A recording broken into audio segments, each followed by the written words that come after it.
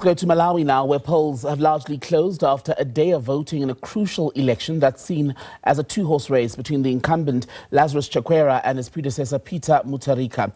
With sky-high inflation and fuel shortages likely to be at the top of minds of voters, Malawi has also faced a stagnant economy since former pastor Chakwera was elected in 2020. A devastating cyclone not too long after that has not helped the situation either. Inflation is now hovering above 20% and it's remained there for more than 3 years.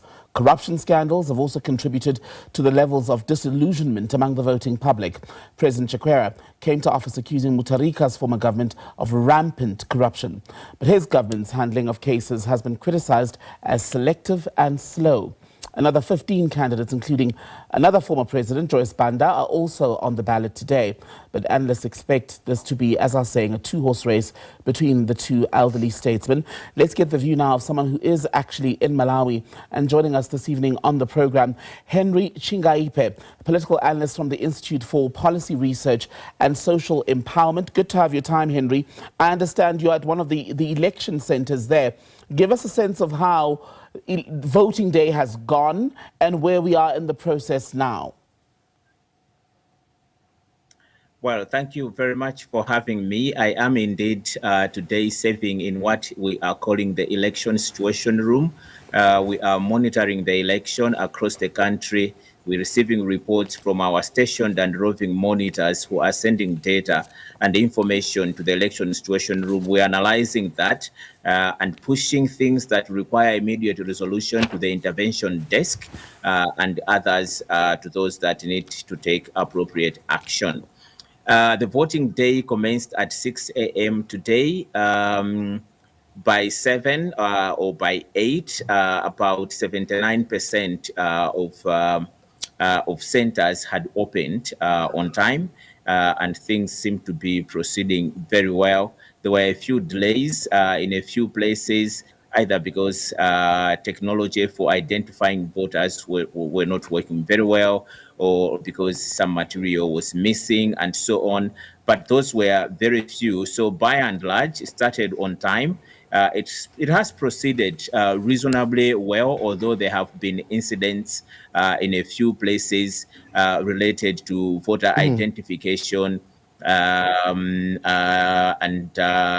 missing candidates on ballot papers in some constituencies and wards. Right. But by and large, it's been okay. Has there been anything then, Henry, from your observation and what you're getting from the different centers that suggests that there's been no incident that may lead to what happened in 2019 when the results of the election were eventually annulled by the country's constitutional court because there had been widespread irregularities? Do you think that's been averted this time round? Well, we cannot foretell. I think much will depend on what the figures will tell us of the incidents that we've been tracking. But I can say here without fear of contradiction that unlike in the previous elections, we are seeing or we are receiving we have received more reports of people being turned away from voting, either because they don't have a voter's card, or because the machine couldn't identify them, or because their names are actually not available in the printed voters roll. So there are a few centers, I think at the last count, which was at 6 p.m., the election situation room was looking at 412 centers where groups of voters have been reported to have been turned back for that. There has also been an incident, maybe two incidents, alleging pre-marked ballots. But of course, one of them has been cleared. It was not a case of pre-marked ballots at all. It was a case of printing mistakes, printing issues where the ink spilled over on pages and so on in the book where we have to pull out these ballots for the president. But a similar case has arisen in Blantyre, in Machinjiri, but authorities are still looking at that to determine what is the nature of the dispute. But that's where we've seen some kind of a little bit of staccato, some kind of a fiasco, a little bit of it, Okay. because of suggesting that. So, yeah, depending on how widespread and significant they may be, we cannot foretell whether there will be court issues and so on. I want to ask you then about the challenges faced by Malawi. You look at what the World Bank has said, right? At the moment, 70% of the population, according to the World Bank, 70% of the 21 million people in Malawi apparently live in poverty. The cost of living, according to an NGO, says that has surged to about 75% over a 12-month period. It's seen this election as a two-horse race between the incumbent, Lazarus Chakwera, who is 70, and former President Mutharika, who's 85. The population, though, Henry, is a largely young one. Why is it that these two elderly men are the front runners in a country of mainly young people who are facing very serious problems around their economic well-being, socio-economic impact that has not been resolved?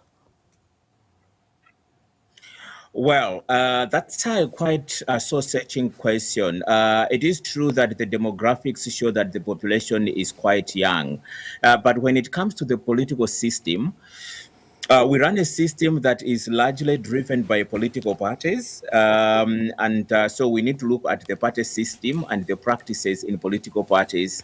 A key issue that I can point out immediately here is that the old established political parties so far are not doing enough to recruit young people into mainstream politics, to groom young people into political leaders, and so on. So you find that politics is still, by and large, dominated by people who are much older than the age bracket we are referring to as young people. And that is not to say that young people are not interested in politics. There is quite a lot of interest. In fact, there is the United Transformation movement, or UTM party, which was led by the former vice president that died in the plane crash.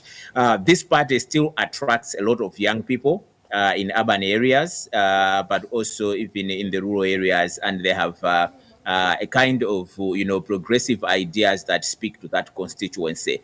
However, politics is still driven by ethno-regional identities. And so the other parties still have an advantage there because they are able to mobilize support based on ethnicity. They are able to mobilize support based on region. The young people that are not are actually against ethnically driven and regionally driven politics would rather move away from that kind of basis for mobilizing voters. So until that thing sinks in and gives traction to those kinds of parties, for the time being, it's still going to be ethnicity, it's still going to be region, and the parties that hold sway, the old established parties with people that are quite advanced in age. Henry Chingaipe, really good to talk to you. Thank you so much for that update from Malawi. Henry is a political analyst from the Institute for Policy Research and Social Empowerment, speaking to us from Malawi tonight.